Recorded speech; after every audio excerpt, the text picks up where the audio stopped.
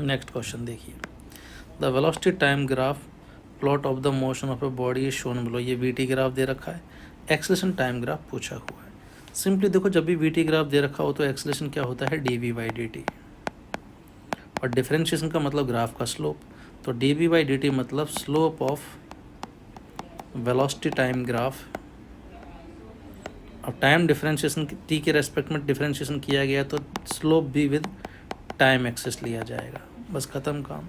तो जीरो से लेके अगर मैं इस ए इंटरवल तक बात करूँ तो यहाँ वेलोसिटी कांस्टेंट है और जीरो है। अब जीरो से लेके ए तक अगर वेलोसिटी कांस्टेंट है, भले ही वो कांस्टेंट जीरो नॉन जीरो हो, भले कांस्टेंट चाहे जीरो हो, जब वेलोसिटी कांस्टेंट रही तो एक्सेलरेशन जीरो होगा। फिर ए से लेके बीच में इसका स्लोप पॉजिटिव है, तो डी बी टी ग्राफ का स्लोप एक्सेलरेशन देता है। तो ए से बी में स्लोप पॉजिटिव है, मतलब एक्सेलरेशन भी पॉजिटिव कांस्टेंट हो गया, क्योंकि स्ट्रेट लाइन का स्लोप कांस्टेंट भी है। फिर उसके बाद बी से लेकर सी में अगेन वेलोसिटी कांस्टेंट हो गई, तो एक्सेलरेशन को जीरो होना पड़ेगा। और सी से लेकर डी में इस ग्राफ का स्लोप नेगेटिव है, तो एक्सेलरेशन भी नेगेटिव कांस्टेंट आ गया, क्योंकि स्ट्रेट लाइन का स्लोप कांस्टेंट होता है। अब ग्राफ बनाते हैं ज़रा एक्सेलरेशन का टाइम के साथ।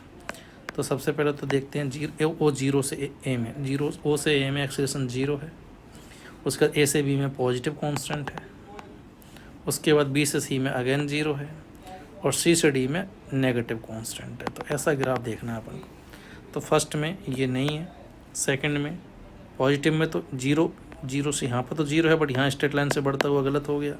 थर्ड में जीरो रहा, सही बात है, फिर पॉजिटिव, फिर जीरो, फिर नेगेटिव, ये सही है। यहाँ अगर तुम देखोगे तो पहले जीरो फिर सीधा नेगेटिव पे चलेगा, ये गलत हो जाएगा। तो third option will be the correct answer. उम्मीद है सबको समझ में आ गया होगा।